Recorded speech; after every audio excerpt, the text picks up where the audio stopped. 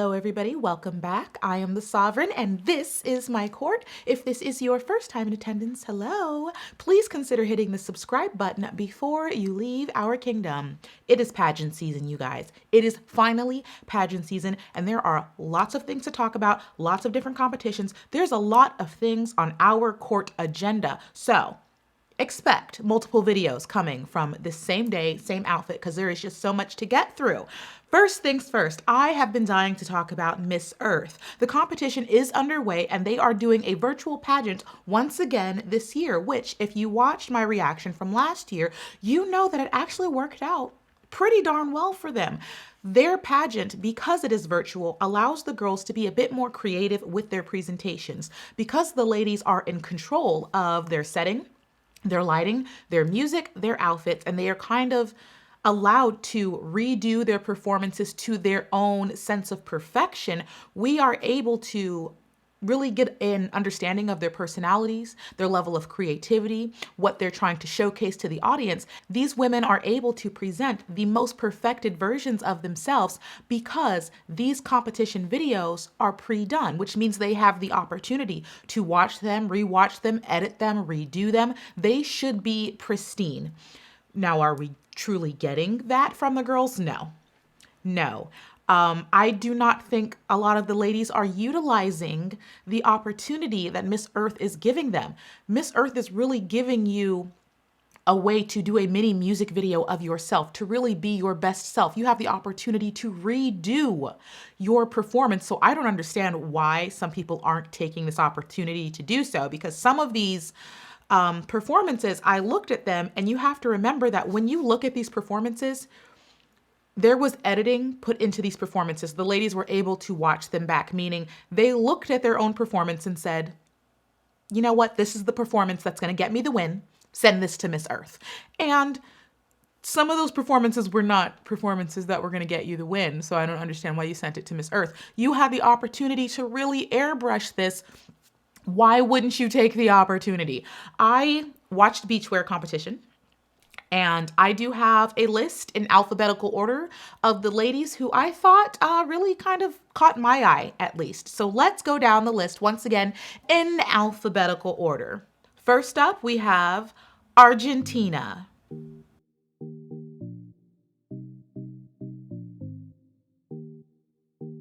Australia.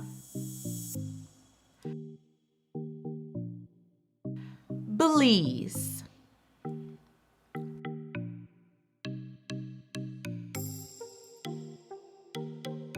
Cuba.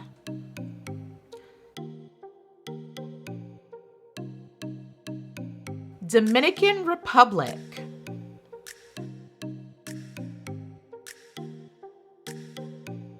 Malaysia.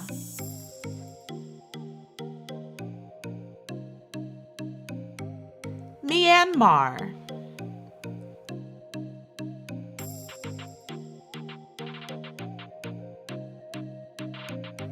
Panama.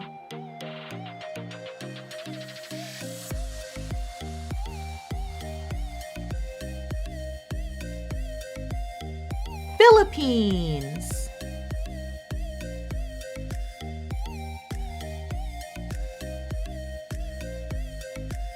USA.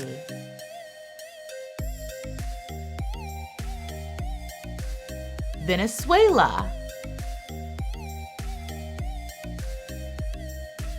Vietnam.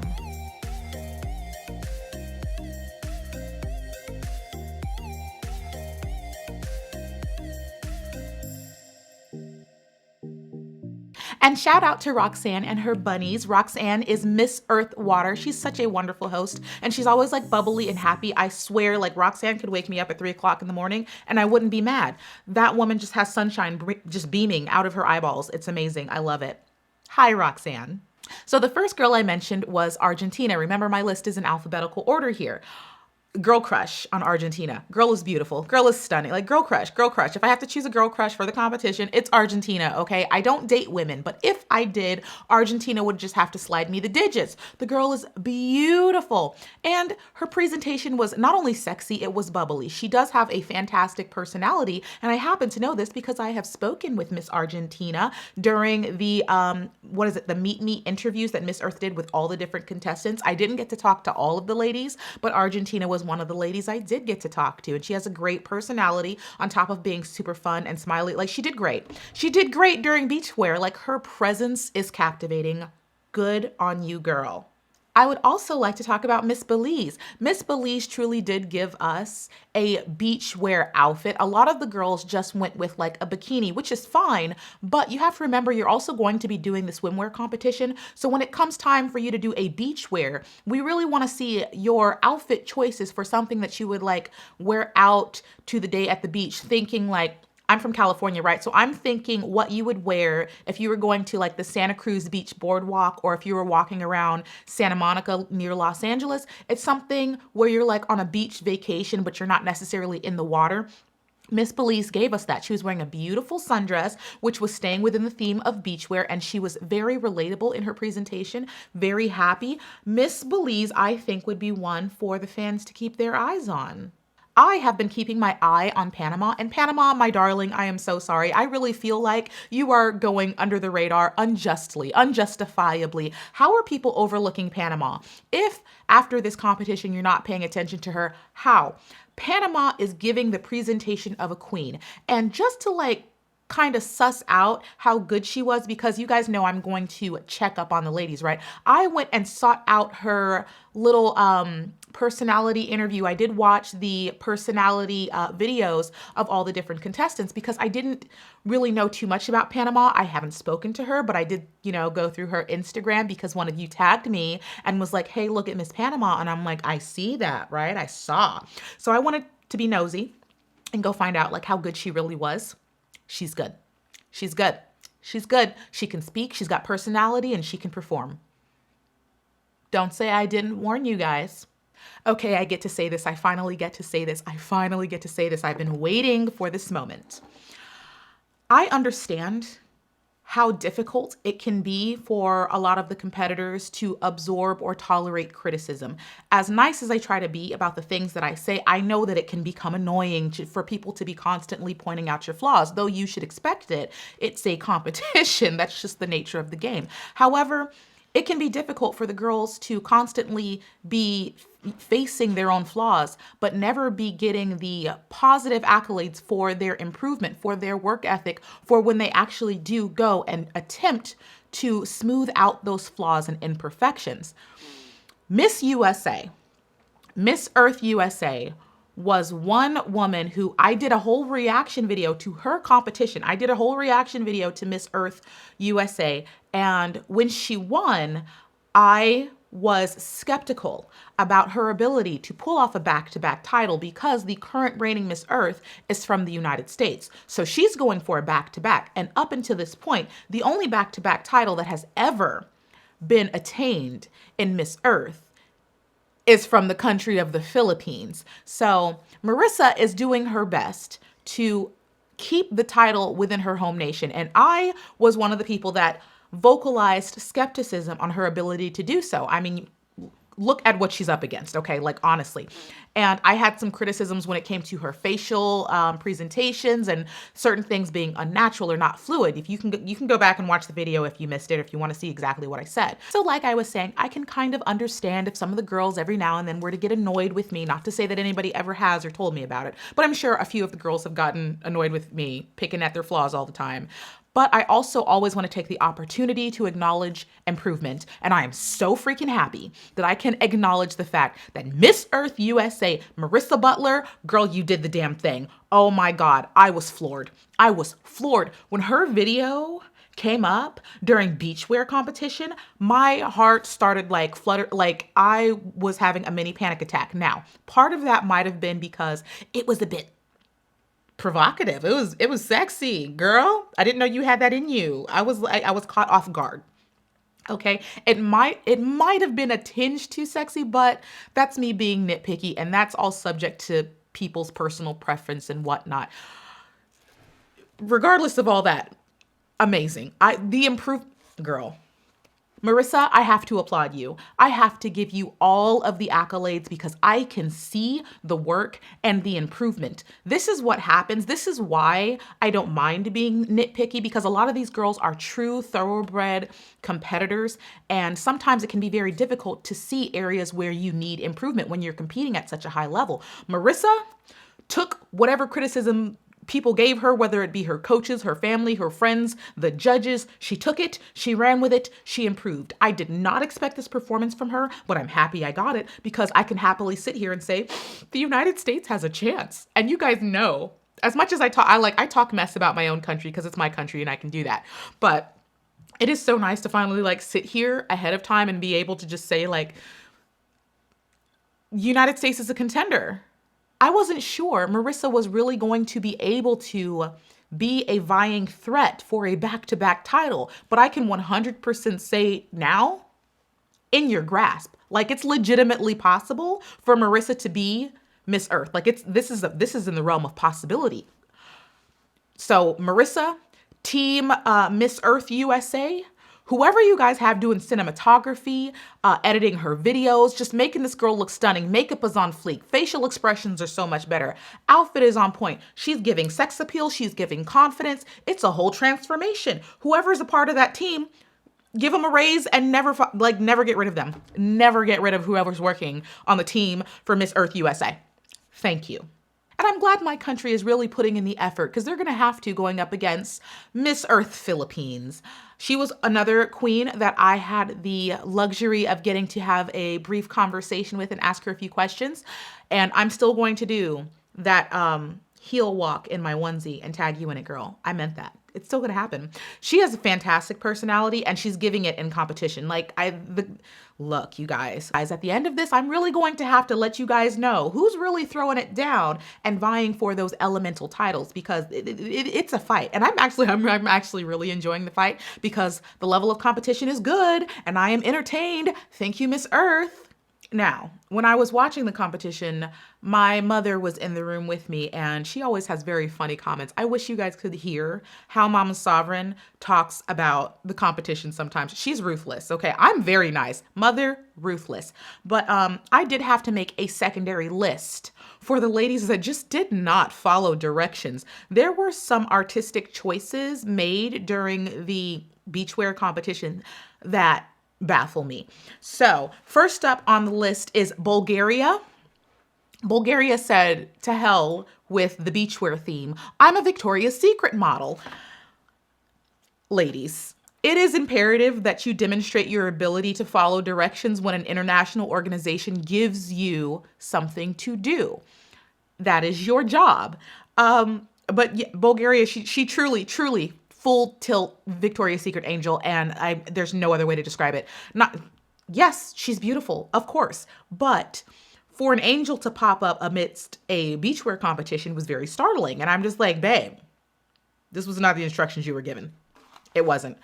Next after that, Botswana. Now, Botswana didn't necessarily not follow directions. She definitely did. She was wearing her bikini and everything. But I am mentioning Botswana because she decided to do a nighttime walk, which is an artistic choice. But doing a nighttime presentation is a higher level of difficulty because then you have to deal with the lighting issues. And unless you have a professional lighting technician or you truly understand how to light yourself, especially a dark-skinned person at nighttime, it's not going to look good, which in this case, I don't think it really did. It was very difficult to see her and it was just like, why are you lurking around at midnight? That's what it looked like. It looked like she was lurking. And I would like to contrast this with Thailand, who did pull off a very good nighttime presentation. She did go back and forth, I'm doing this by memory, but she did go back and forth, I believe, between daytime and nighttime, but her nighttime shots were fully lit, well lit. Her skin had a glow on it. You can see that it was well presented. Meanwhile, as I said, Botswana looked like she was trick-or-treating past midnight. That's what it looked like. It's Halloween today, by the way. Happy Halloween. Iran, I have to have a conversation about this lovely lady here because this is another case of not following directions. Now, I understand that certain nations are not going to be wearing a bikini, but in this case, it was not mandated that you do so. This was a beachwear competition, and who was it? As Belize lovely demonstrated earlier, you didn't have to wear a bikini. You could have worn literally any type of beachy outfit and been as uncovered or covered as you'd like. But Iran decided to go the route of fitness, which was not the theme. You can tell that this bugs me, okay? Follow the theme. Why can you not follow the theme? Because you're just not following directions and you're irritating me. See Syria, okay? Because Syria is another Muslim-dominated religious country. She did not present in a bikini, but she still had a beachwear outfit. And even if Iran did not want to, well, no, even in her fitness outfit, her legs were fully out, arms were fully out. So you could have come up with a beachwear outfit that was totally suitable. Why am I forgetting her name again? Belize. Even Belize, she wore a full-length dress and was mostly covered, but still followed the theme. So I just don't understand. I don't understand why we're not following the theme. It's irking me. It's irking my nerves. Latvia. Latvia is another woman who wanted to fulfill her dreams of being a lingerie model and decided to do so during the beachwear competition. Full lingerie set. That wasn't the theme. I don't even know. I'm not saying any of the girls look bad. You don't look, but why are we not keeping to the theme? Why are we not following directions? I don't understand what the problem is. Why is it so difficult for you? And France. Oh, France. France. Okay, look, no. This is not an argument. This was not a beachwear outfit. This was a springtime day in the park. This was a picnic day outfit. It was not beachwear. Not to say she wasn't cute, but it wasn't a beachwear outfit. And like, come on, ladies, come on. We can do better, okay? Stop it.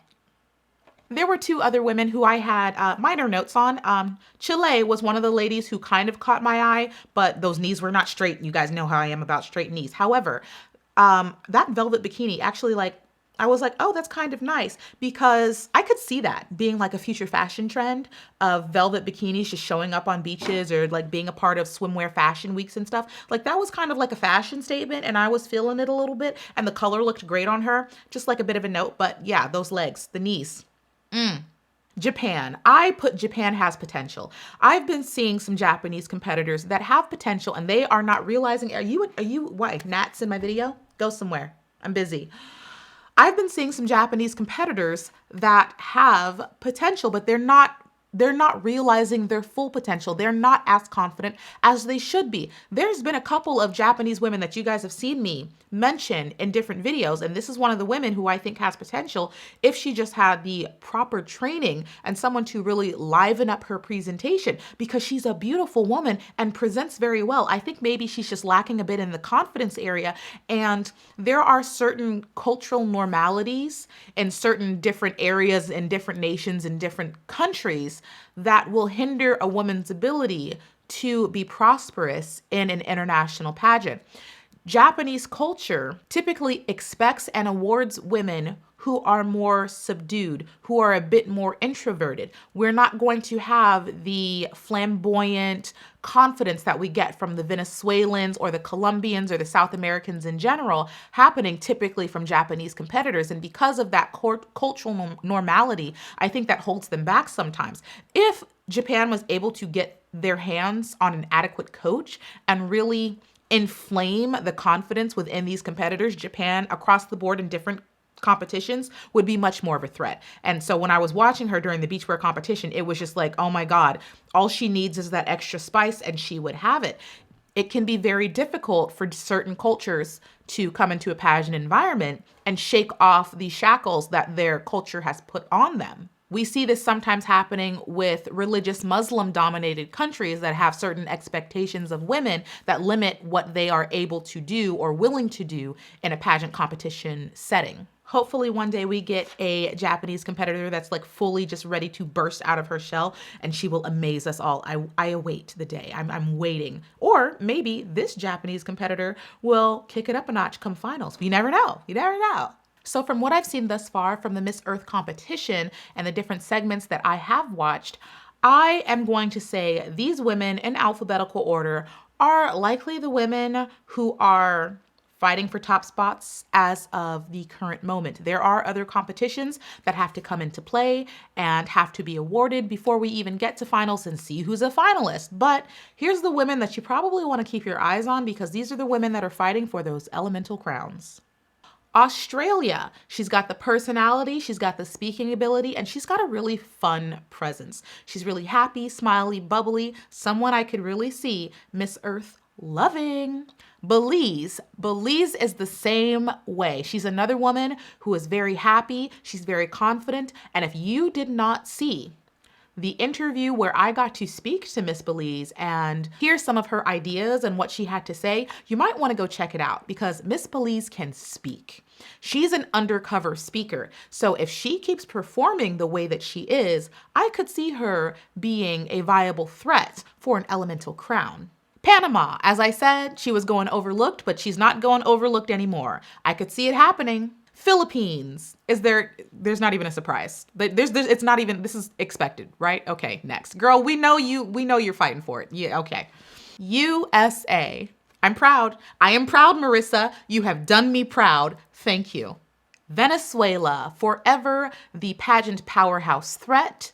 Still sending top of the line competitors ready to be crowned. These are the ladies so far that I've seen are possible candidates that you might want to keep your eyes on, but you never know what's going to happen because it's not finals yet. They still have to go through interviews. There's still different medals to be awarded. We will see what happens. In the comment section below, let me know, who are your favorite candidates vying for the Miss Earth title, and who do you have on your top 5 fighting for those elemental crowns? Please let us know in the comment section below. Please cue us in and lend your knowledge to the rest of the court. Make sure you give the video a thumbs up, hit the subscribe button if you haven't done so already, and remember, I love you and I will miss you, but you know I will be back in a future video. Bye!